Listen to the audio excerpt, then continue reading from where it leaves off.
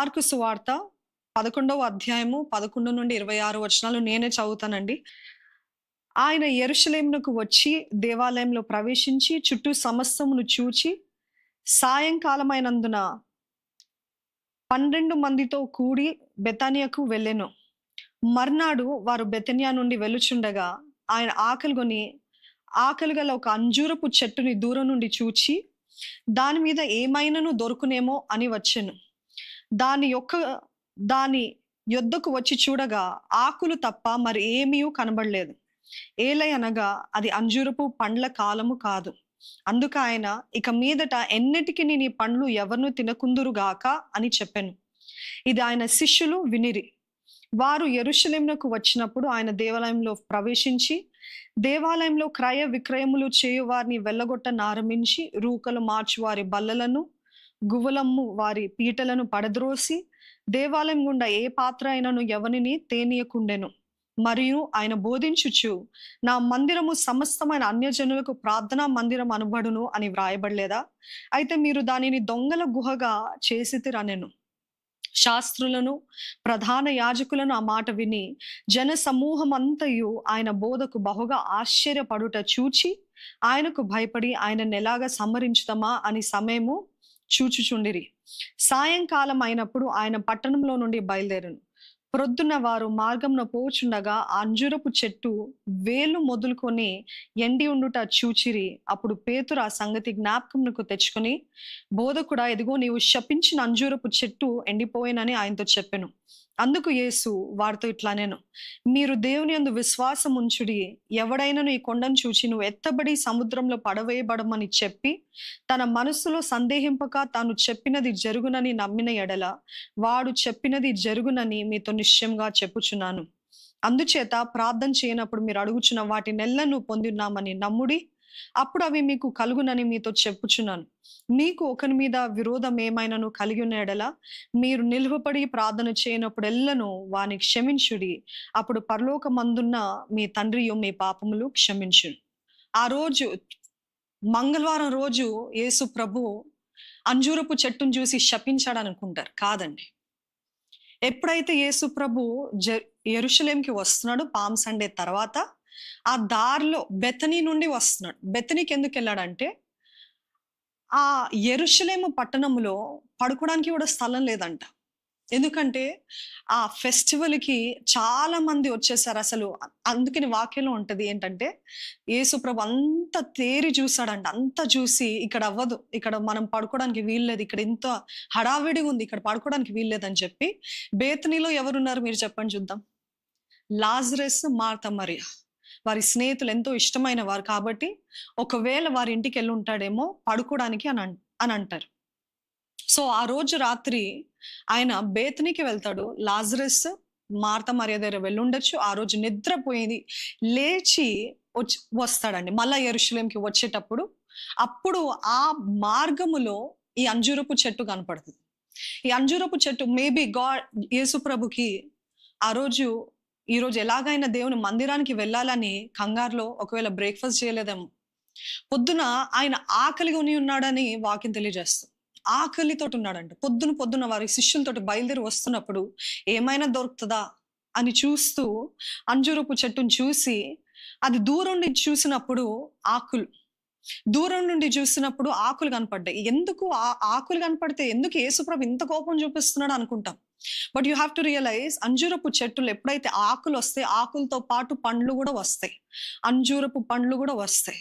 The leaves and the figs grow together, Bloom together. ఆ రీతిగా రెండు ఒకేసారి వస్తాయి కాబట్టి అది ఆ ఫిగ్ ట్రీకి ఉన్న దాని యాక్టివిటీ, దాని నేచర్. లీవ్స్ తో పాటు ఆకులతో పాటు పండ్లు కూడా వస్తాయి. కానీ యేసుప్రభు దూరం నుండి అక్కడ నుండి నడుస్తూ వచ్చేటప్పుడు ఆ ఆకులు కలిగిన చెట్టును చూశాడు. ఆకులు కలిగిన చెట్టును చూసి, ఓహో, ఆకులు వచ్చినాయి అంటే పండ్లు కూడా ఉంటాయి కదా అని ఎక్స్పెక్ట్ చేస్తాడు. He expected. ఈరోజు మన దగ్గర నుండి కూడా దేవుడు హీస్ ఎక్స్పెక్టింగ్ సంథింగ్. ఏదో ఎదురు చూస్తున్నాడండి. మన జీవితము బయట భక్తిగా, క్రైస్తవులుగా, విశ్వాసులుగా పిలబడుతున్నాం కాబట్టి దూరం నుండి అందరికీ ఎలాగుంది? ఓ, వీళ్ళు క్రైస్తవులు అంటే వీరికి ప్రేమ ఎక్కువ ఉంటది కదా, కనికరం ఎక్కువ ఉంటది కదా, క్షమాగుణం ఉంటది కదా అని చాలా మంది ఎక్స్పెక్ట్ చేస్తూ ఉంటారు. కానీ మన అసలు స్వరూపం చూసినప్పుడు ఏంటిది? నేను అనుకుందొక్కటి జరిగేదేంటి?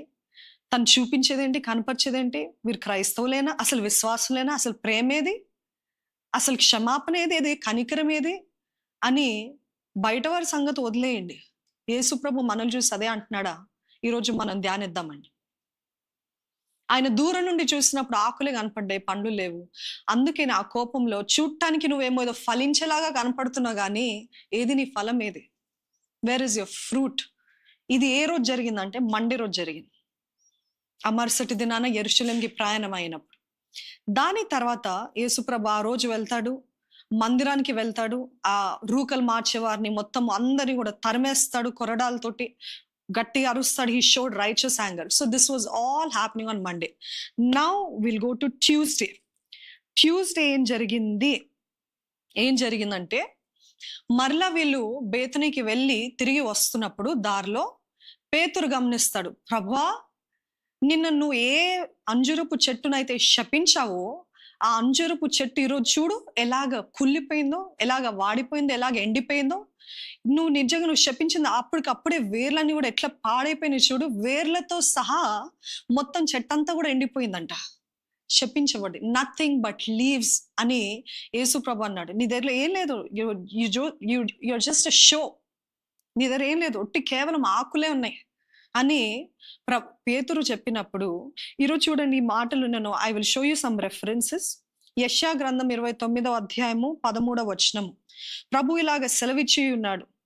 ఈ ప్రజలు నోటి మాటతో నా యొద్దకు వచ్చుచున్నారు, పెదవులతో నన్ను ఘనపరచుచున్నారు, కానీ తమ హృదయము నాకు దూరము చేసుకొని ఉన్నారు. వారు నా ఎడలో చూపు భయభక్తులు, మానవుల విధులను బట్టి వారు నేర్చుకుని ఉన్నారు.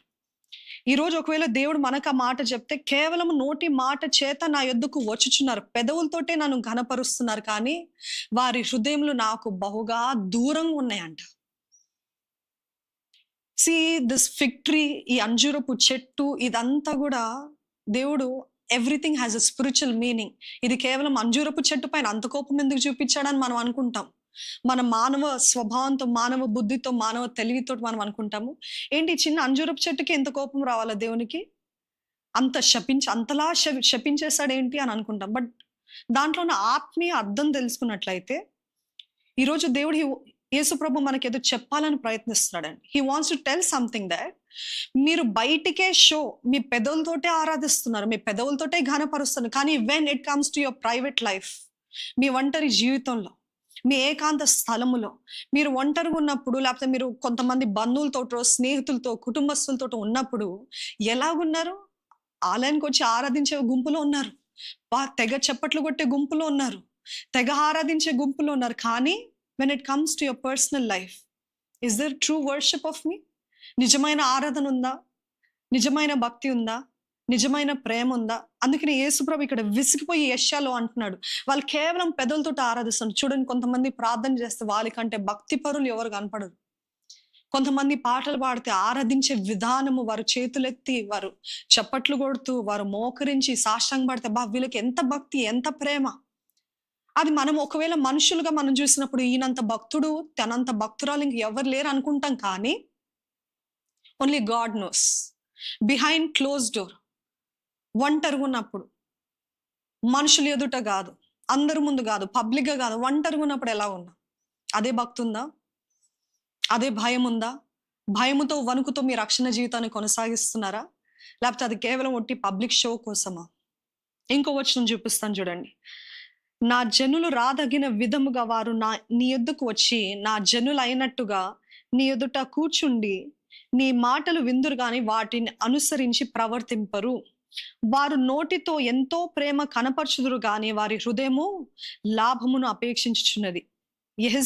ఎజికియల్ 33:31లో ఈ మాట చూస్తున్నాం. వారు ఏ మాటలైతే వింటున్నారో ఆ మాటలు తగినట్టు ప్రవర్తించరు. వారి నోటితో ఎంతో ప్రేమ కనపరచుదురు గాని వారి హృదయము లాభమును ఆపేక్షించుచున్నది. అదే రీతిగా తిమోతికి రాసిన 2వ పత్రిక 3వ అధ్యాయము 5వ వచనము, పైకి భక్తి గల వారి వలె ఉండియు దాని శక్తిని ఆశ్రయించని వారు నై ఉందురు, ఇట్టి వారికి విముఖుడవై ఉండుము. చూడండి, పైకి భక్తి కలిగిన వారై దాని శక్తిని ఆశ్రయించి. ఈరోజు భక్తిలో శక్తి ఉంది. You have to remember there is power in our worship, in our reverence to God. Don't think నేను దేవునికి భక్తి చూపిస్తే అది అది ఎక్కడ it is of no use అనుకుంటున్నారు. No no no no. Your reverence to God, మీ గౌరవం, మీ భక్తి ఆయన పట్ల దేవుడు దృష్టించే దేవుడు అండి. ఎందుకంటే ఎవరైతే యెహోవా యందు భయభక్తులు కలిగిన వారిని దేవుడు బహుగా దీవిస్తాడు, ఆయన దృష్టిస్తాడు, ఆయన ఆశీర్వదిస్తాడు. వారు గొప్ప జ్ఞానవంతులంట. ఎవరు జ్ఞానవంతులు? ఆయన యందు భయభక్తులు కలిగిన వారు.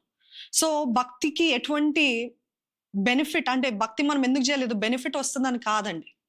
భక్తి పైన భక్తి దాని శక్తి. ఎందుకంటే భక్తి, నిజమైన భక్తికి ఎప్పుడు కూడా శక్తి ఉంటది. భక్తి శక్తి రెండు కలిసి ఉంటదండి. భక్తి కలిగిన వారు, దేవుని యందు భయభక్తులు కలిగిన వారికి the power of the Holy Spirit is at work in them. ఎందుకంటే నా దేవుడు అని సమస్తం ఆయన పైన ఆధారపడిన వారికి దేవుడు ఎప్పుడు కూడా దూరం ఉండడండి. మీరు నా దగ్గరికి వస్తే నేను మీ దగ్గరికి వస్తానని చెప్పినది. మీరు నాకు నిజముగా మొరపెడితే నేను మీకు సమీపంగా ఉంటాను, ఐఎమ్ క్లోజ్ టు యూ అని చెప్పిన దేవుడు. కాబట్టి భక్తి శక్తి ఎప్పుడు రెండు కలిసి ఉంటాయి. కానీ ఇక్కడ దేవుడు చెప్తున్నది ఏంటంటే, పైన భక్తి కలిగిన వారే లోపల శక్తి లేని వారు ఉన్నారా? శక్తి లేదా? మీ జీవితంలో శక్తి లేదా? చాలా మంది ప్రేయర్ రిక్వెస్ట్ లో పెడుతున్నారు ఏంటంటే, నన్ను దురాత్మలు వెంటాడుతున్నాయండి, నాకు నిద్ర పట్టట్లేదు, నా రాత్రంతా దురాత్మలు నన్ను ఎంతో పీడిస్తున్నాయి, నా పైన కూర్చుంటున్నాయి, నాకు డీమానిక్ డ్రీమ్స్ వస్తున్నాయి, దురాత్మల కలలు వస్తున్నాయి, నాకు ఇది వస్తుంది, నన్ను అటాక్ చేస్తుంది, నాకు వికారమైన రూపాలు కనపడుతుంది, నా హార్ట్ చాలా ఫాస్ట్ గా బీట్ అవుతుంది, నాకు నెమ్మది ఉండట్లేదు, నన్ను పీడిస్తుంది అని అంటున్నారు. ఈరోజు నిజంగా మీరు ఎంత భక్తి చేస్తున్నా మరి నాకు ఎందుకు శక్తి లేదా అంటే, నిజంగా మీరు వేడుకోవాల్సింది ఏంటిదంటే పరిశుద్ధాత్మ శక్తి. పరిశుద్ధాత్మ దేవుడు ఒక్కసారి జోక్యం చేసుకున్నాడు అనుకోండి, యేసు ప్రభు ఒక్కసారి జోక్యం చేసుకున్నాడు అనుకోండి, అంతే. ప్రతి బంధకాలు, ప్రతి గొలుసులు తెగిపోతాయి. నమ్మిన వారు ఉంటే ఆమెనని కామెంట్లో పెట్టండి, ఆమెనని చెప్పండి. మీరు వింటున్న వారు ఎక్కడున్నా సరే, ఎటువంటి బంధకమైనా, ఎటువంటి బాండేజ్ అయినా, ఎటువంటి గొలుసులైనా తెంపగలిగిన శక్తి దేవునికి ఉంది. ఈ రోజు కేవలం భక్తి, ఆలయానికి వెళ్తున్నారు, వాక్యము కేవలం పైన చదువుతున్నారేమో, ప్రార్థన ఒట్టి మాటలు చెప్తున్నారేమో, కానీ నిజమైన లోతైన ప్రార్థన అనుభవం ఉందా మీకు? నిజమైన లోతైన ప్రార్థన జీవితం ఉందా?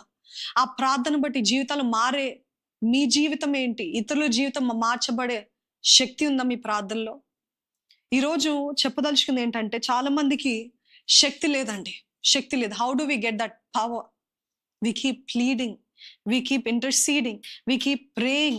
ఆయన సన్నిధిలో మొరపెడుతూ ఉంటాం. ఆయన సన్నిధిలో ఆయన వాక్యాన్ని చదువుతున్నప్పుడు ఆయన ఎంత శక్తిమంతుడో, ఆయనని కలిగిన మనం ఎంత శక్తిమంతులమో మనకి తెలుస్తుంది. కాబట్టి ఈరోజు మనం జ్ఞాపకం చేసుకోవాల్సింది ఏంటిదంటే, యేసు ప్రభు అన్నాడు, నీలో ఫలం ఏమి లేదు, ఒట్టి పైన చూడటానికి అందంగా ఉన్న, పైన పచ్చగా కనపడుతున్నావు కానీ లోపల అసలు there is no substance, there is no fruit. నీలో ఫలము లేదు. అసలు ఒక క్రైస్తవుని జీవితంలో ఫలం ఏంటండి? మీరు అనుకుండొచ్చు, దేవుడు ఎప్పుడు ఫలించమంటాడు. What is a fruit? అసలు ఎలాగా ఫలించాలి, దేని ద్వారా ఫలించాలి అనే డౌట్ ఎవరికైనా ఉన్నట్లయితే మీరు చెప్పండి, yes I have this doubt అని చెప్పండి. లేదు అని అంటే, I will have to say it because God has put it in my heart. What is a fruit? ఒక క్రైస్తవుని, ఒక విశ్వాసి జీవితంలో ఫ్రూట్ అనేది ఏంటిదంటే, నేను ఒక స్టేట్మెంట్ ఇస్తాను, జాగ్రత్త వినండి. Fruit is the direct result of whatever controls our hearts. అర్థమైందండి? Fruit is the direct result of whatever controls our heart. అంటే మనసులో ఏముందో, ఫలము మన హృదయాన్ని ఏదైతే నియంత్రిస్తుందో, కంట్రోల్ చేస్తుందో, దానికి ప్రత్యక్ష ఫలితము.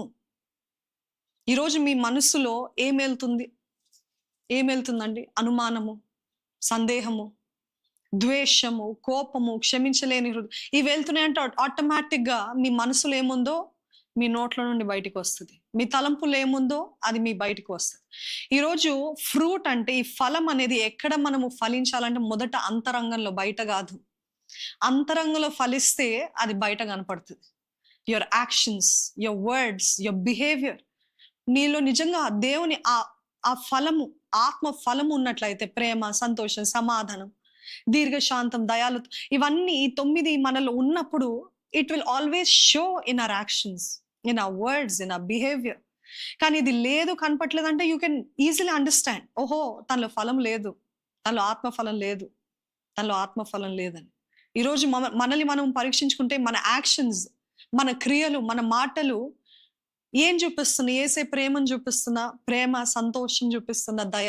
దయాలత్వము, మంచితనము, ఆశా నిగ్రహము, విశ్వాసం ఇవన్నీ కనపరుస్తుందా? లేకపోతే ఎప్పుడు చూసినా మీ గురించి మీరు సాక్ష్యం ఇవ్వటం కాదు కానీ బయట వారు ఎవరైనా చెప్పగలుగుతారు ఎంత ప్రేమ నీలో, ఎంత కనికరము నీలో, ఎంత క్షమించే హృదయం, ఎంత సున్నితమైన హృదయం అని చెప్పగలుగుతారా? Is there fruit in your life? A Christian's life should always be fruitful. True fruitfulness begins in the heart through the fruit of the Spirit. ఎక్కడ మొదట ప్రారంభించబడుతుందండి? మన హృదయంలో.